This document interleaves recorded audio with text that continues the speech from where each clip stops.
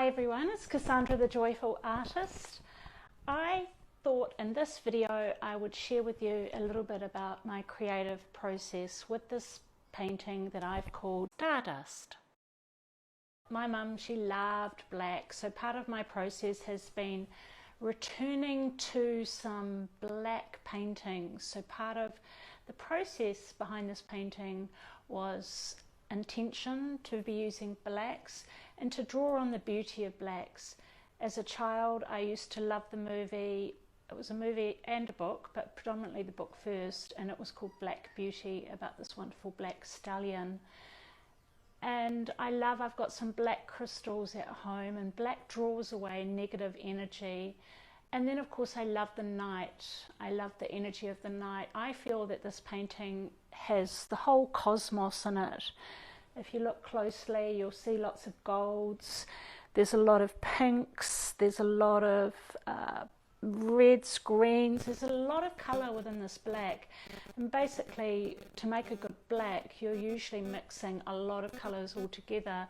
And often it's colours that are opposite each other in the colour wheel. Because what it does, it just dilutes the whole vibrancy of colour. But in another way, it intensifies the colour because it gobbles it all up and consumes it.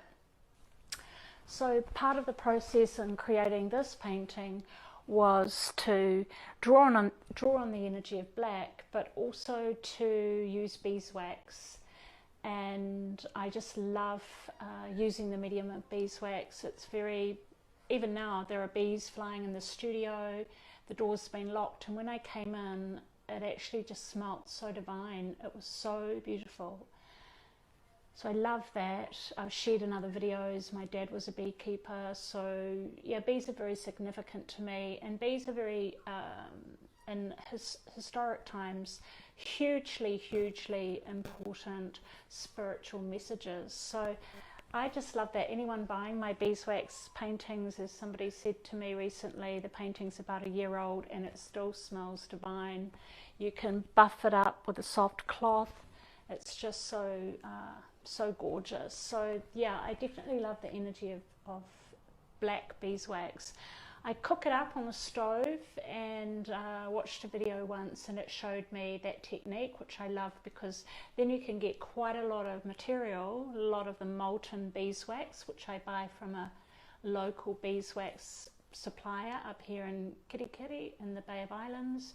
A very lucky, beautiful French woman and her American husband have a company up here, and they supply all sorts of things, honey and traditional things with bees, and then they supply a lot of the beeswax. It's almost like a nugget of gold. It comes in these big nuggets, and it's really gorgeous. In fact, I must go back there and get some more because I'm all out. This is a really large piece.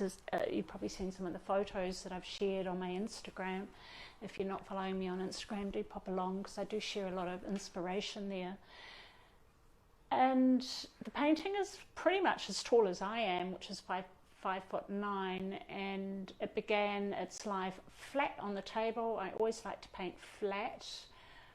I think that just comes from my muse, Helen Frankenthaler, and she would always sort of paint on the floor or paint horizontal, and she believed that then you entered into the energy of the painting in this way, and that you entered a more sort of a deeper cosmic kind of spiritual process. And also Mark Rothko, so they're two of my major muses. Mark Rothko, who also did very large paintings and very large, he did a black series actually, a really lovely meditative series, which I think are hanging in some chapels. And both he and Helen Frankenthaler used lying on a flat form. In fact, Helen Frankenthaler was inspired by Mark Rothko when she saw him painting on the studio, and he had his painting on the floor. That was what inspired him or what inspired her to paint that way, and I've really stuck to that, and I really enjoy it. This is actually literally the first time that I've popped it up. It could go either way. Sometimes people buy my paintings and they've got a particular wall, and they want to turn the painting around. Painting will talk to people in different ways, and usually if there's nothing that really marks it as going one way, sometimes if you've got lots of drips, or drips don't really run upwards, that might define it, but in this case it could go either way. But I've just popped it up, and I instantly, so people often say, how do you know it's finished? Well, I just had this instant reaction, this instant joy. And in fact, I have to thank one of the people who came to my in-person art retreats, because she said, oh, that could be a painting in itself. It began its life as a piece of board that I originally had a commission piece for, and then I got someone else to make a bespoke frame for me, and I used some other timber. So I just had it lying on the table. All my different paintings, I used it as a table, really. So it had a lot of different colours, a lot of spills and splashes from previous beeswax works, and I just thought, well, why don't I just, I'm in my black zone. I'm still grieving the loss of my mum, but still celebrating her life. And funnily enough, as I look across the studio, I can see this beautiful Buddha that Mum and I brought. Yeah, it's really gorgeous. In fact, I think I'm going to just put my mic down just for a minute, and I'm just going to go get it. Wait 1 second. Don't go away. You're going to love this.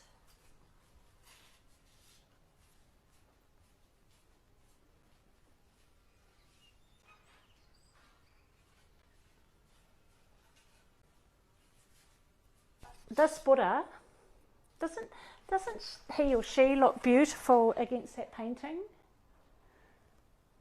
And you can see actually there's a lot of these sort of golds within that palette, and the red of the lip on the Buddha, and as I said, there's lots of greens, and there's also lots of greys. So I love that. I think those two go together really well, so I'm pretty excited about that little discovery, because Buddha has personal significance to me regarding spirituality, transcendence, making sure that you're just, my passion is peace, really. So creating these really beautiful, peaceful paintings that are also very powerful as well. People who are meditators are very, very powerful people, because they don't rise to anger and aggression like people who don't have control of their emotions. And it has significance to me because Mum and I shared a passion for Buddhas. In fact, one of the last trips we did together, we went to Bali, and I remember Mum buying these beautiful Buddhas, and they were called See No Evil, Speak No Evil, and Hear No Evil. It's probably the only thing, if I was to, my sister asked me on the day after the funeral, what did I want from the house? And it was just so early for me to be thinking about that. But as I've had 3 weeks or so, I'm thinking, I really love those Buddhas. They're really beautiful, and they're really beautiful in luminous white, which is another series I've been working with, is beautiful white paintings. So this is just a short video today, just to talk a little bit about my process. I've talked about using intention. So I knew that I wanted to work with a colour palette, which was black. I knew I wanted to repurpose a piece of large board that I already had. I knew that it had to be intuitive. I didn't map it out in any way. I didn't plan it in any way. I just went with emotion and feeling and intuition, and I guess you could say my third eye. I used a medium, so choosing my medium was important. So using beeswax, frankincense, golds, greens, using a lot of different colours, making up greys so that the black wasn't flat, heating each layer with my propane torch, not making it too perfect. It's quite lumpy and textured, and I wanted it to be that way.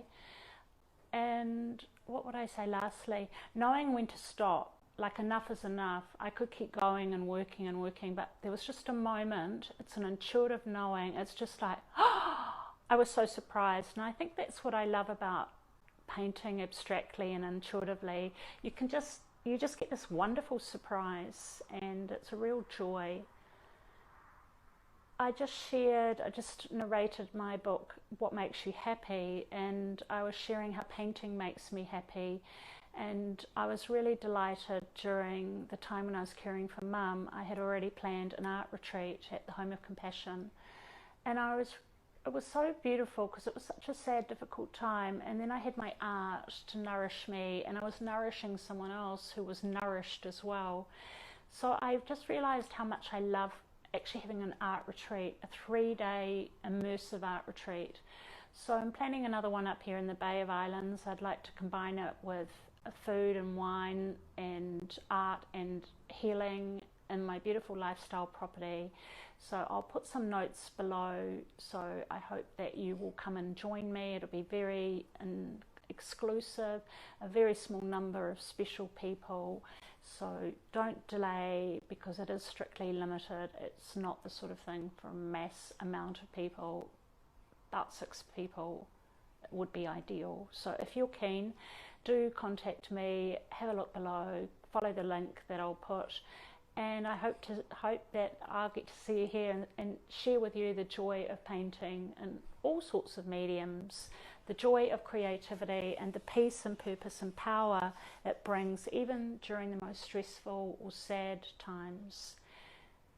So thank you for watching as always, and if you're watching this on YouTube, please do like the video and subscribe. And if you'd love to know more about what I offer, the uplifting things that I've provided on my website, like books and courses and my in-person retreats, then, and of course my artwork, then go to cassandragaisford.com. Take care and God bless.